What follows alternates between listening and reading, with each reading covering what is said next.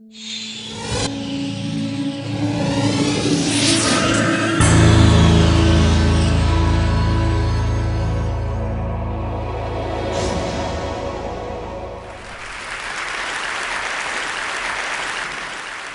years ago, on a Tuesday morning, I conducted a parachute jump at Fort Bragg, North Carolina. It was a routine training jump, like many more I'd done since I became a paratrooper 27 years before. We went down to the airfield early because this is the Army and you always go early.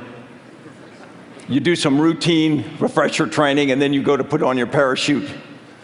And a buddy helps you and you put on the T-10 parachute and you're very careful how you put the straps, particularly the leg straps because they go between your legs. And then you put on your reserve and then you put on your heavy rucksack and then a jump master comes. And he's an experienced NCO in parachute operations. He checks you out, he grabs your adjusting straps and he tightens everything so that your chest is crushed, your shoulders are crushed down, and of course, he's tightened so your voice goes up a couple octaves as well. Then you sit down and you wait a little while because this is the Army.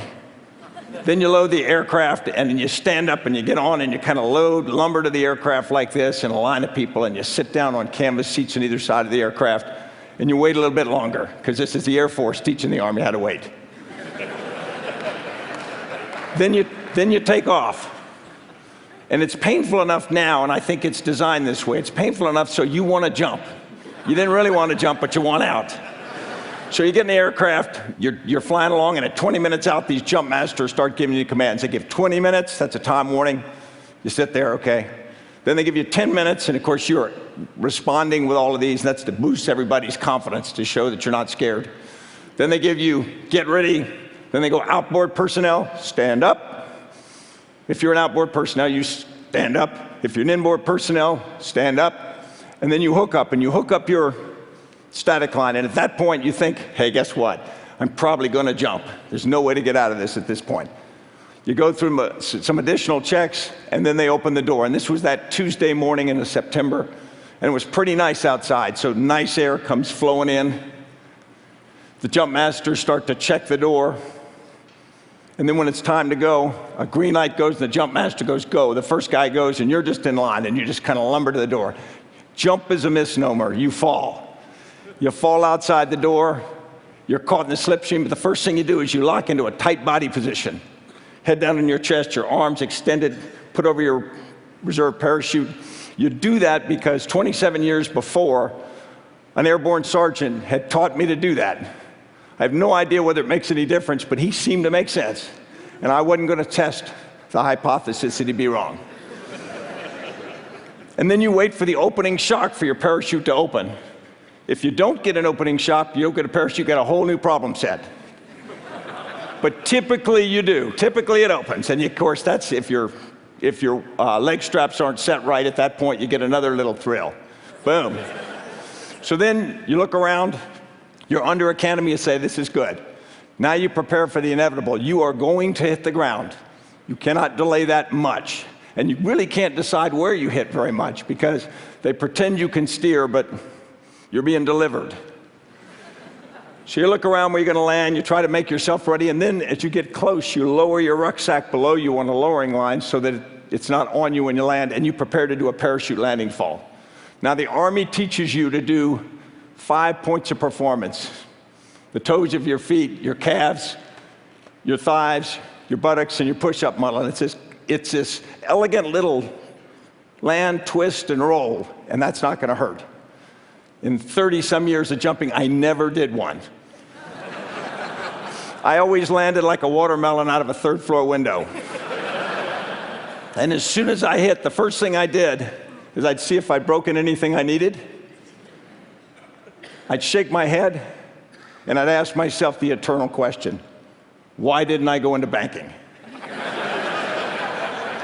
And I'd look around, and then I'd see another paratrooper, a young guy or girl, and they'd have pulled out their M4 carbine, and they'd be picking up their equipment. They'd be doing everything that we had taught them. And I realized that if they had to go into combat, they would do what we had taught them, and they would follow leaders. And I realized that if they came out of combat, it would be because we led them well. And I was hooked again on the importance of what I did. So now I'm I do that Tuesday morning jump, but it's not any jump. That was September 11th, 2001. And when we took off from the airfield, America was at peace. When we landed on the drop zone, everything had changed. And what we thought about the possibility of those young soldiers going into combat as being theoretical was now very, very real.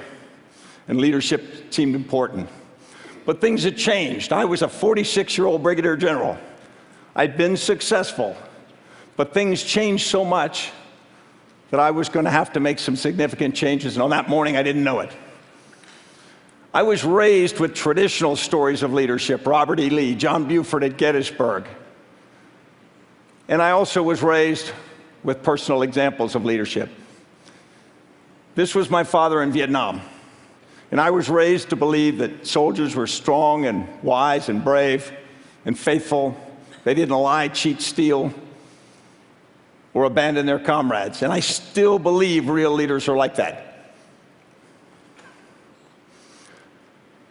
But in my first 25 years of career, I'd had a bunch of different experiences. One of my first battalion commanders, I worked in his battalion for 18 months, and the only conversation he ever had with Lieutenant McChrystal was at mile 18 of a 25-mile road march, and he chewed my ass for about 40 seconds. And I'm not sure that was real interaction. But then a couple years later, when I was a company commander, I went out to the National Training Center, and we did an operation, and my company did a dawn attack. You know, the classic dawn attack. You prepare all night, move to the line of departure, and I had an armored organization at that point. We moved forward, and we get wiped out. I mean, wiped out immediately. The enemy didn't break a sweat doing it. And after the battle, they bring this mobile theater, and they do what they call an after-action review to teach you what you've done wrong, sort of leadership by humiliation. They put a big screen up, and they take you through everything, and then you didn't do this, and you did do this, etc. I walked out feeling as low as a snake's belly in a wagon rut. And I saw my battalion commander because I had let him down.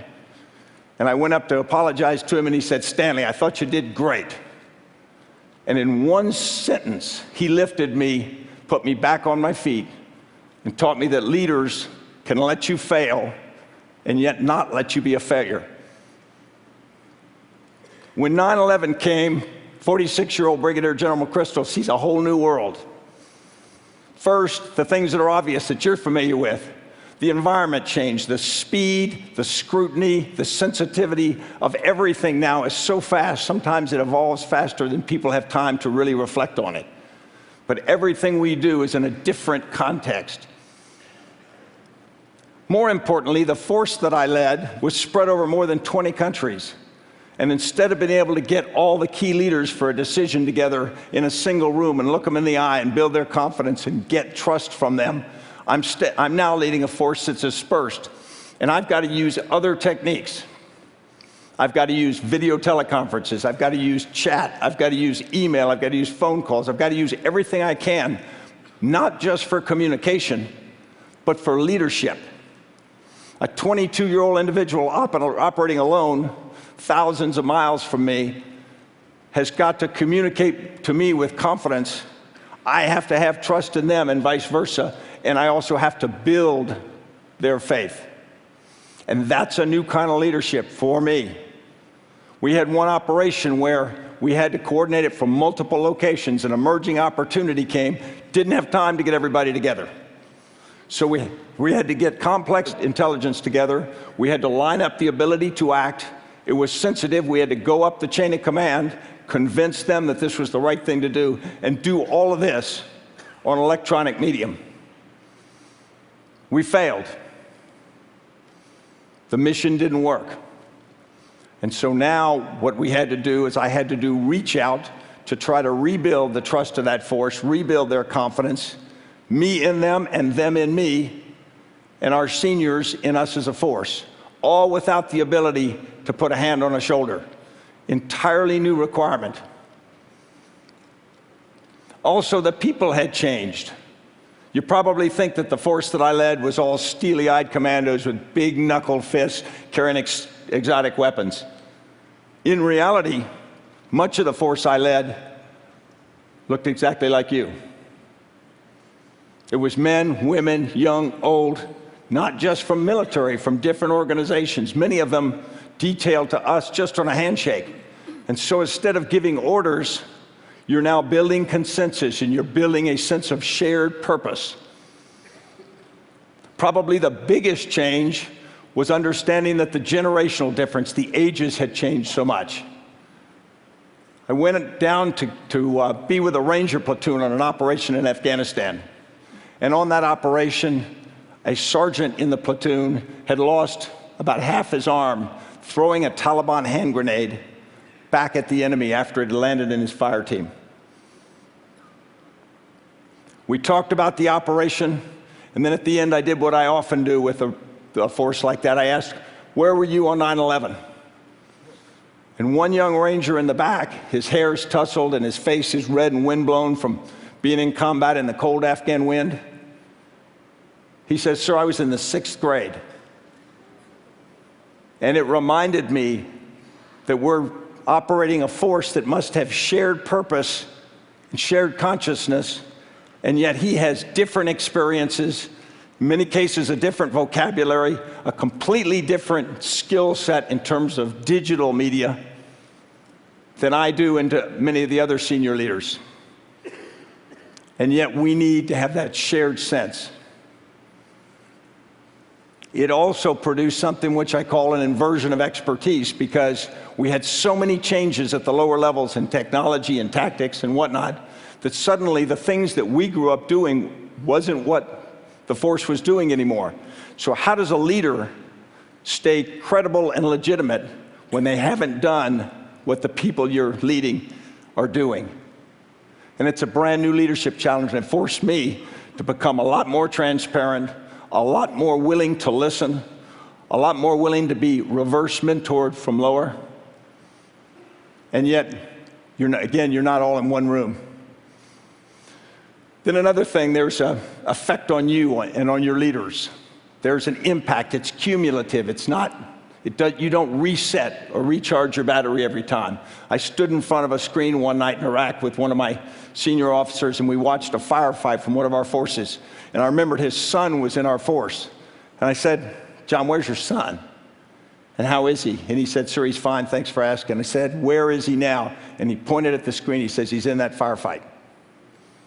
Think about watching your brother, father, daughter, son, wife in a firefight in real time, and you can't do anything about it. Think about knowing that over time. And it's a new cumulative pressure on leaders, and you have to watch and take care of each other. I probably learned the most about relationships. I learned that they are the sinew which hold the force together. Every morning, I grew up much of my career in the Ranger Regiment, and every morning in the Ranger Regiment, every Ranger, and there are more than 2,000 of them, says a 6-stanza Ranger creed. And you may know one line of it. It says, I'll never leave a fallen comrade to fall into the hands of the enemy. And it's not a mindless mantra, and it's not a poem.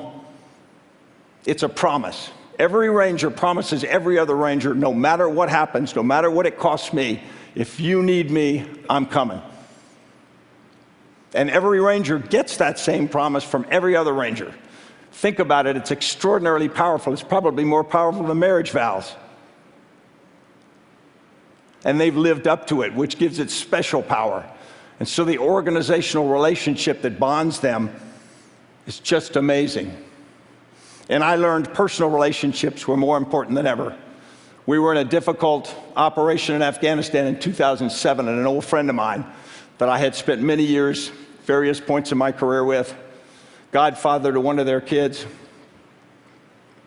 he sent me a note just in an envelope that had a quote from Sherman to Grant that said, I knew if I ever got in a tight spot that you would come, if alive. And having that kind of relationship for me turned out to be critical at many points in my career, and I learned that you have to give that in this environment because it's tough.